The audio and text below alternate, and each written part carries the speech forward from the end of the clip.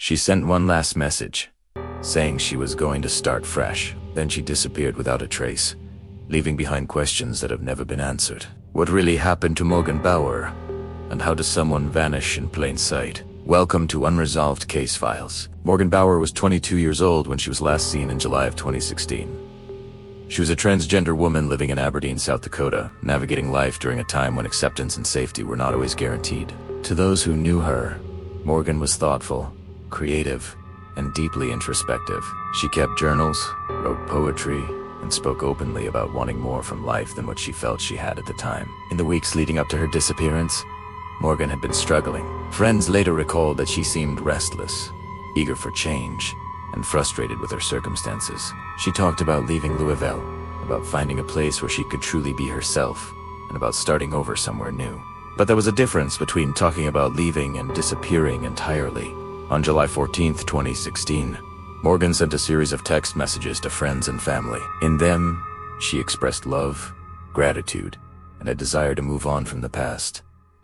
Some messages sounded hopeful, others sounded final. To those receiving them, it was unclear whether Morgan was simply announcing a new chapter or saying goodbye in a more permanent sense. After those messages were sent, communication stopped. Morgan was last seen leaving her apartment complex on foot. Surveillance footage captured her walking away, carrying a small bag.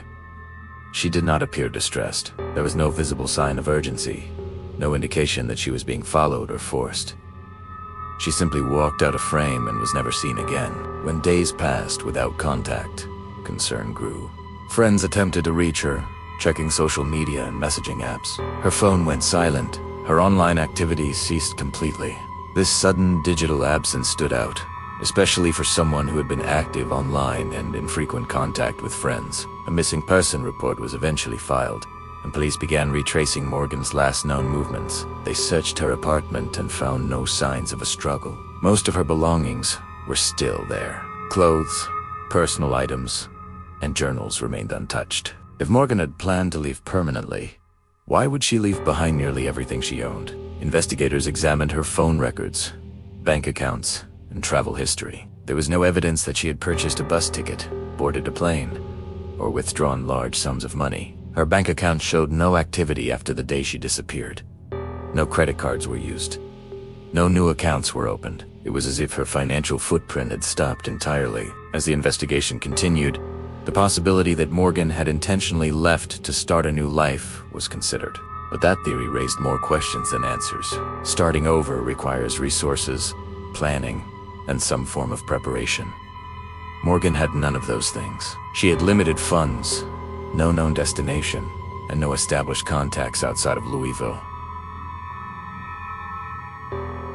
Then there were the messages. Some investigators and commentators questioned whether Morgan's final texts suggested emotional distress. Others argued they reflected hope and determination. The ambiguity of those messages has fueled debate for years. Were they a farewell, or were they simply the words of someone ready for change? Friends close to Morgan have said that while she wanted a different life, she also valued her relationships deeply.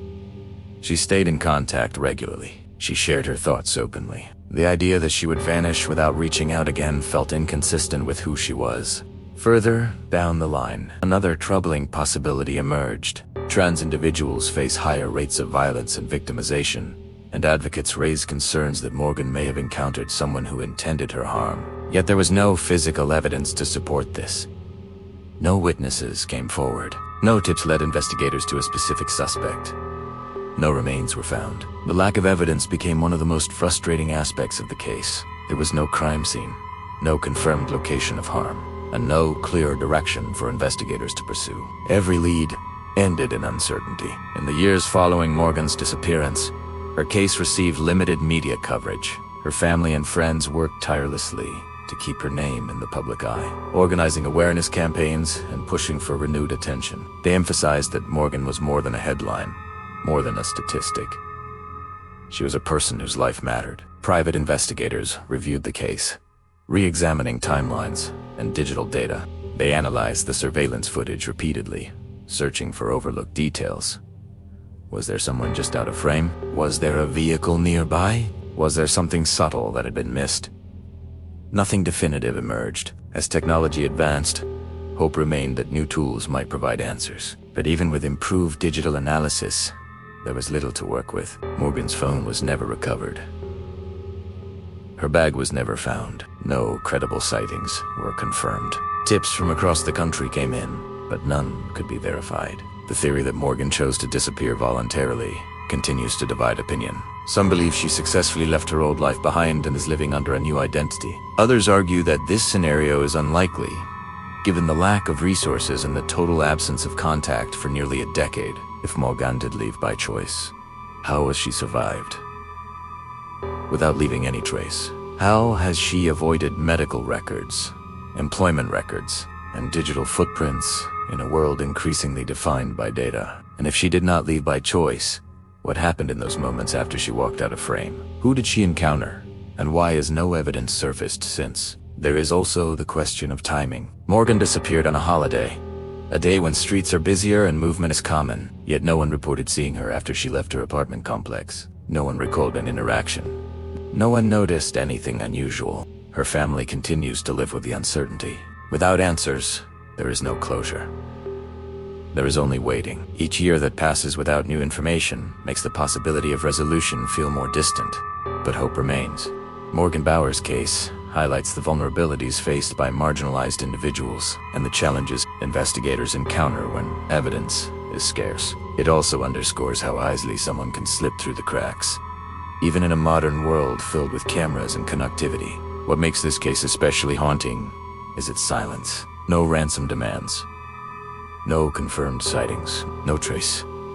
Just a young woman who stepped outside one day and never came back. Investigators still encourage anyone with information to come forward, no matter how insignificant it may seem. Sometimes, it is the smallest detail that unlocks the truth. Until that happens, Morgan Bauer's disappearance remains unresolved. Her story continues to be shared, not only to seek answers, but to ensure that she is not forgotten. Somewhere, someone knows what happened after she sent those final messages. Somewhere, there is a piece of the story that has yet to surface, and until it does, the question remains: where is Morgan Bauer?